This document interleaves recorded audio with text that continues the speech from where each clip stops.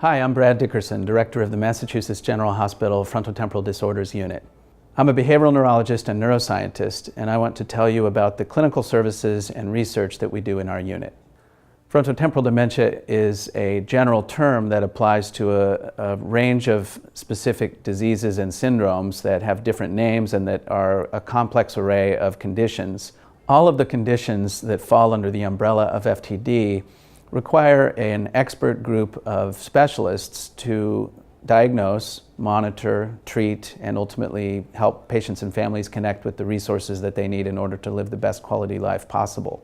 Most patients and families start by working with us through clinic. They come to the main hospital to get an evaluation, sometimes as a second opinion, sometimes as part of ongoing clinical care, and we usually talk to them about research opportunities. Many people come to the Charlestown Navy Yard for some of the advanced imaging studies that we can do with our partnership with the Martino Center for Biomedical Imaging. When we try to make a patient's diagnosis, we feel like we're detectives. We need the history, the story that involves telling how the symptoms evolved and affected the person. We need test results from paper and pencil or computerized testing of a person's abilities or their difficulties with certain kinds of functions. And then there are all the tests that we do. We have an interdisciplinary team. Many different types of health professionals meet with them, and they do things like review MRIs, review PET scans, get language evaluations, or get up-to-date medications. So oftentimes it takes a really long time, but I truly believe that they're getting the best care that they can. We think it's of utmost importance to spend a lot of time and effort training specialists who are still in their early days of their career to understand the complexities of these diseases. I'm Joel Salinas. I'm a neurologist at Massachusetts General Hospital. I really learned a lot specifically from the FTD unit, just because I think it's hard to find a group that is not just as brilliant, but also is as bold to work and really challenge the problems that come from FTD. I really think that we're looking for cures and treatments, but in the meantime we're also providing support, and I think that's really important. Hi, my name is Kemon. I'm a patient. This is my caregiver, Sybil.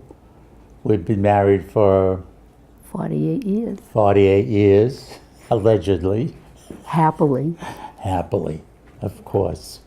We first met Dr. Dickerson about 4 years ago. He was one of the nicest people I've ever met in my whole life.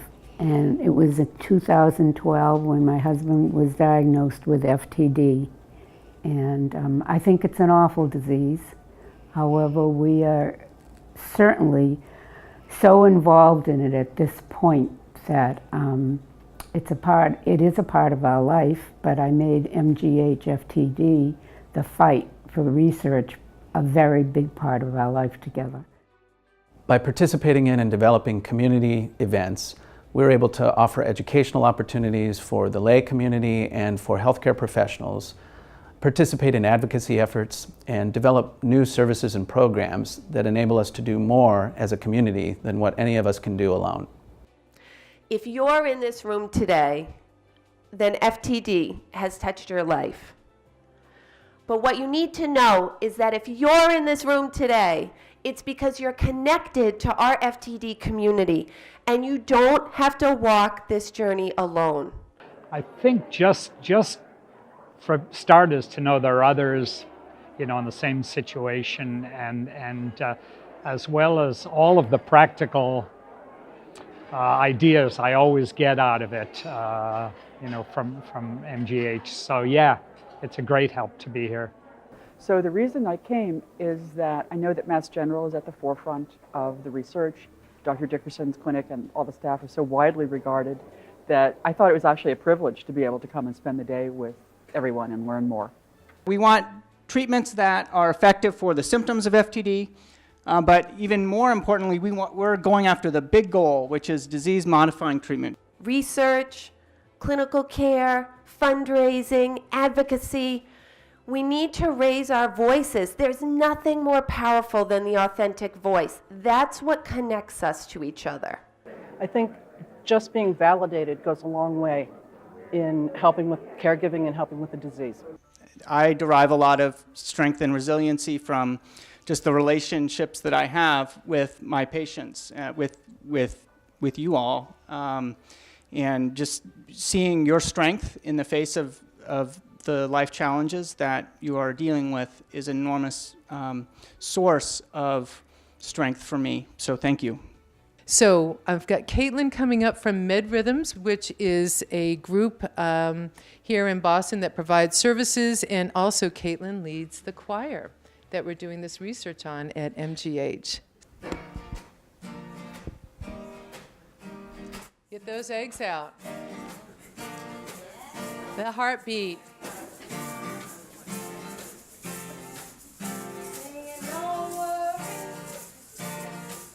Honestly, this has become my dream job because I get to work with such a great research team, and I get to connect with patients and family members that are all unique in their great ways, and I laugh and I cry, and I just really get every day to be able to have the opportunity to talk with these amazing people that are all coming together with us to find a cure for FTD. With time, the patience, through being relentless and having hope, we've been able to break through those challenges, and I know that FTD is one of those challenges that we can overcome. I have hope for FTD because love is unstoppable. I know that the families whose lives have been affected by FTD will never give up, and they'll never give in to FTD. Our families' love stories are going to help us write the next chapter for FTD. I have hope for FTD because we're bringing all the pieces together that are going to lead to the clinical trials right around the corner that are going to change the trajectory of these illnesses. I have hope for FTD because there are so many people like myself, and this is the only way we're going to get help. Good job. Yeah, that was